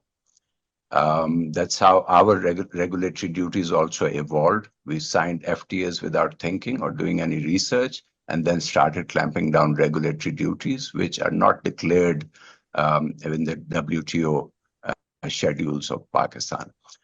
Now, the point is that we need to have what we teach others all the time is evidence-based policy making. We need to have evidence-based, very minutely studied tariff line, tariff reductions and giving it a sequence that I was speaking about earlier. The last point I'd like to speak about is any reform in a country which is highly politicized, even in the political economy of it. And I'd refer to Adil Malik's paper on tariff, the political economy of tariffs, tariff walls here. Recently, we've had a reform in agriculture where the wheat subsidy or the public stockholding program was taken away. Great, good economics, couldn't afford it, etc. But at the same time, farmers could not even export their wheat outside their district. Okay, so reforms have to be looked at on an economy-wide level. You cannot have bits and pieces and expect the producers to survive if the other factors are not in place. Thank you. No, thank you, Mujtaba. I think we've heard that from, I think many people in the on the discussion today that tariffs cannot be seen in isolation. We have got several other constraints, and everything has to be synchronized and working together if we were to achieve our export objectives. So Ali Sarfraz, I'll go over to you, and then to Stefan Durkon, and then Anna, if I could ask you to run us through your PowerPoint. Thank you, Nazish, and good to see Pracha Saab here and Dr. Manzoor, my predecessors. Some of the points Pracha Saab has already mentioned, so I'm not going to highlight with respect to dumping and looking at both tariffs and subsidies and the entire structure together. Specific points on textile. We should not be a cotton country. We should not be exporting simple yarn. We should be a garment country if we look at it. And, if we want to become a garment country, then we'll start looking at other fibers, because obviously cotton as a fiber, its usage globally is really going down. That's first. Secondly, we need to find niches. That's absolutely correct. And then we should make a bet on those niche areas where we want to work. It could be critical minerals, it could be batteries, it could be some components in solar, and we should not forget digitally delivered services, which are really growing, and there's a massive growth. And we should also be looking at digital dumping, which I've been raising at WTO. And by digital dumping, I mean a Netflix or a Spotify account in Pakistan, you can get it for a few dollars. And the price outside Pakistan is actually 5 to 6 times as much. Isn't that dumping? And that has impacted some of the firms in Pakistan which actually closed down because of Spotify. So who's looking at that kind of a dumping? And I think that's very important to look at.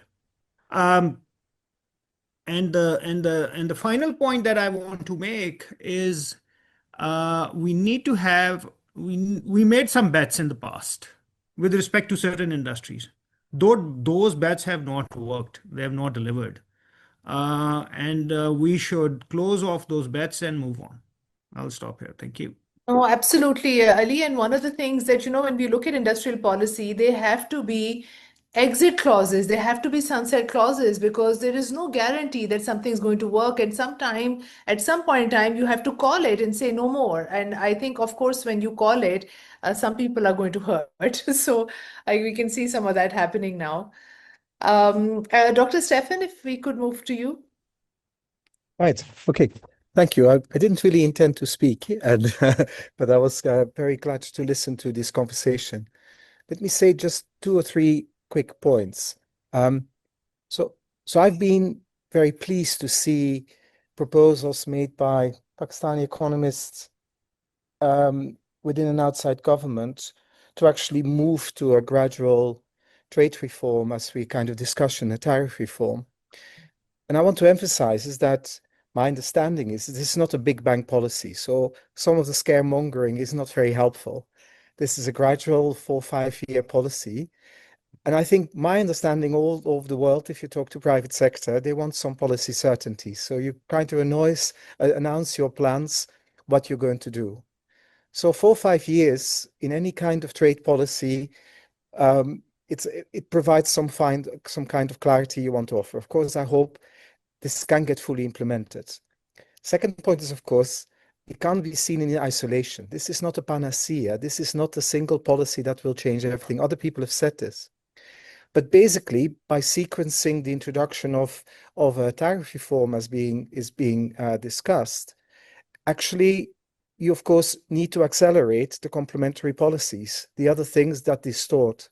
People mention industrial policy and picking winners, and I totally agree with the last speaker also. The picking winners is a very dangerous game.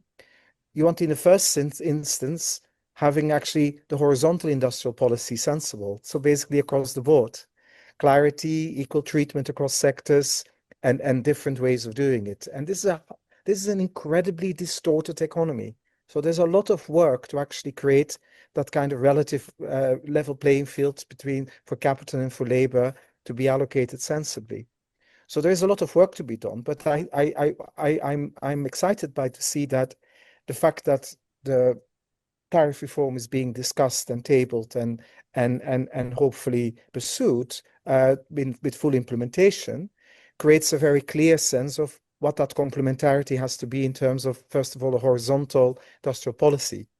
What else there has to be, we can then debate and discuss. The picking winners is a dangerous game, but basically create an environment that is definitely really favorable for exports and do as much as you can is obviously the complementary thing. And I'm sure other people, I've definitely heard many of you mentioning it.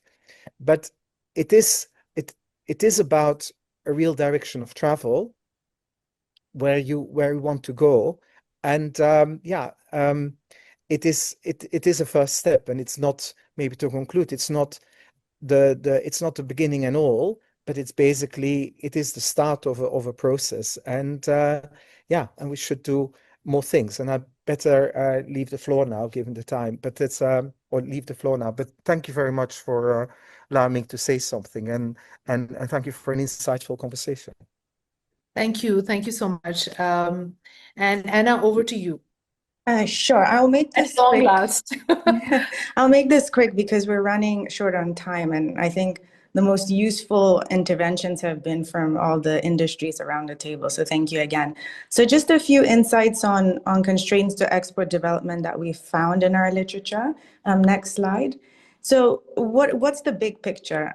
60 billion untapped export potential based on a study that we did in 2022. Pakistan's export as a share of GDP has declined. It remains low compared to comparators. And so the urgency is there. And the sort of goalpost is also quite clear. Next slide. Next slide. And in our research, there have been a couple of structural and policy distortions that have come up. So starting from the left, Pakistan tends to be have lower productivity levels than firms in other markets. Exporters also tend to be relatively small. And if you look at the survival rate for exporters, quite a high share in Pakistan of exporters drop out of the export market after the first year. So they fulfill an export order and then next year they're unable to. And this is usually because they're either facing an unpredictable regulatory environment. They might not be able to service or meet standards and compliance, going to some of the points raised by Minister of Industries in Punjab. Next slide. And on the policy side, tariffs have come up again and again as one of the binding constraints. So from the left, you can see quite an increase in import tariffs over the years. The yellow bars are additional customs duty and regulatory duties. We've heard from many of you that these are impediments to your export competitiveness. The reforms seem to be pointing towards eliminating these. our research showed that this would enhance exports for Pakistani firms. In the middle, we're looking at these same tariffs, but then for the industrial sector. And here again, you see the compounding effect of additional customs duties and regulatory duties.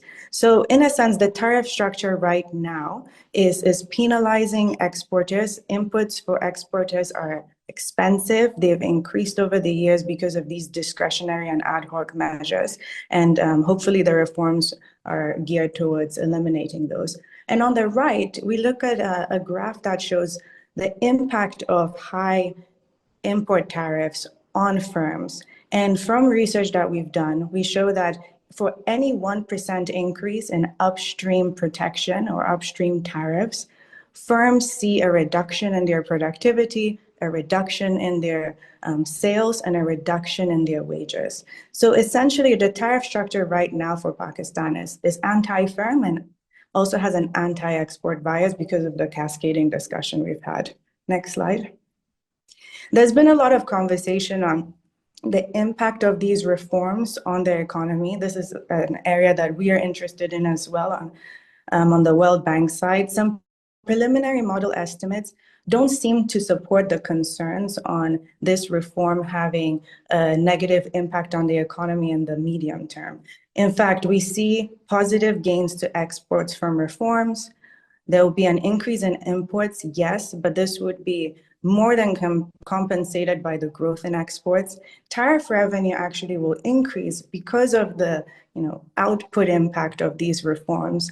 The trade balance, we see an improvement and also improvement in investments coming from them. And overall, also positive impacts on employment. So, international experience also from our side, our modeling estimates, we don't see much concern for these reforms on the macro level. Of course, there will be impacts in the short term on revenue, but if it's within the government scope to absorb, then it seems to not be that big of a problem.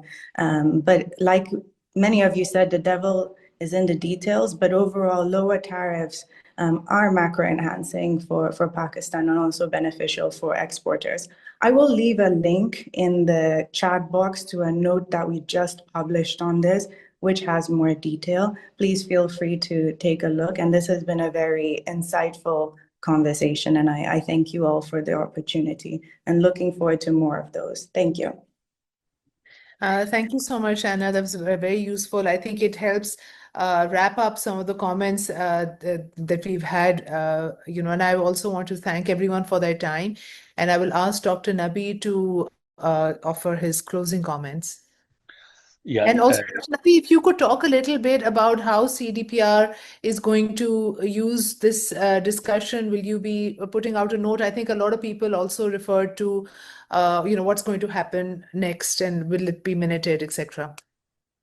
Yes. To answer your second question, yes, the conversations have been recorded and they will be transcribed and they will be put out. Views across the spectrum will be there. For me, this has been a fascinating 2 hours. Lots of points raised by both who have concerns about tariff reform and others. Mujtaba raised the question of empirical evidence. Mujtaba, there's enormous amount of empirical evidence now. And that evidence constitutes both country experiences, countries that are doing trade reform, tariff reform as we speak, and are benefiting from those. I speak of Turkey and Vietnam. Our own historical evidence in the 90s, we liberalized the tariffs and we got a huge export kick. We reversed these when we went into a macroeconomic crisis, primarily for revenue reasons, and we never really got rid of that. So there is plenty of, and Anna mentioned in her note, some of the simulations that have been done using CGE models, TDAP models, and these models are being used by all countries, including, I believe, by Trump's United States, to look at the impact of tariffs on imports, exports, on revenue, on growth, on employment, etc. And all of these dimensions were examined by this model for Pakistan, calibrating changes very, very carefully. So there's all the empirical evidence that we need that show that that tariff reform in itself will give you a good kick in terms of exports and in terms of GDP growth and employment generation. And of course, if we do the whole package, in other words, we fix the energy problem, we fix the improve the tax area, etc. That's all additional benefits to the ones that this model has stimulated. Now, let me just conclude with one thing. Whenever I'm sitting with exporters, there is enormous energy in the room. They talk about growth possibilities, growth potentials, etc. Whenever I'm sitting with import substituting industry, it's always doom and gloom.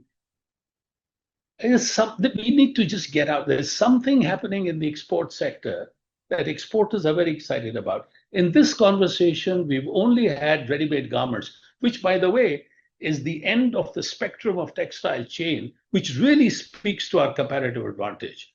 It's the least energy intensive, it's the highest labor intensive, and it's the highest value addition in exports.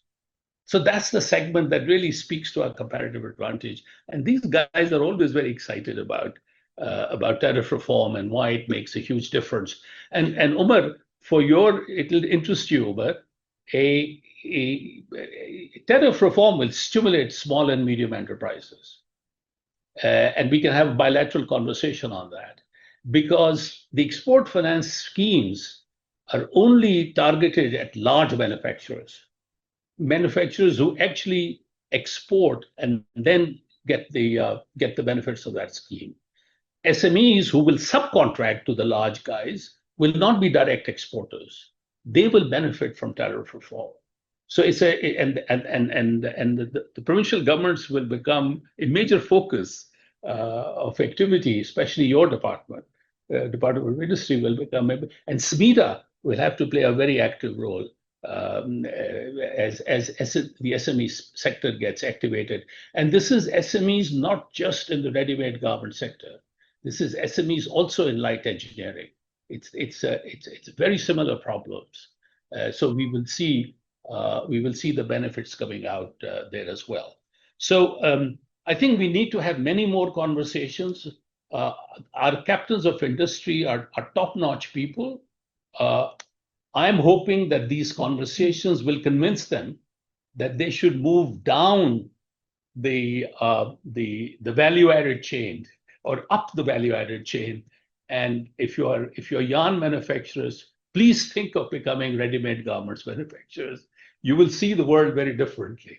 So with that, thank you very much, Nazish, for doing this. And we are delighted to have worked with IGC, with the World Bank, and with Stefan, with former WTO ambassadors, Mustafa, Ali Sarfraz. Ali Sarfraz current. So thank you very much. And of course, and Dr. most important of all, and of course, Dr. Manzoor, but most important of all, captains of industry, both currently in the export sector, and I very much hope the others who will soon come into the export sector. Thank you very much. Thank you. Thank you.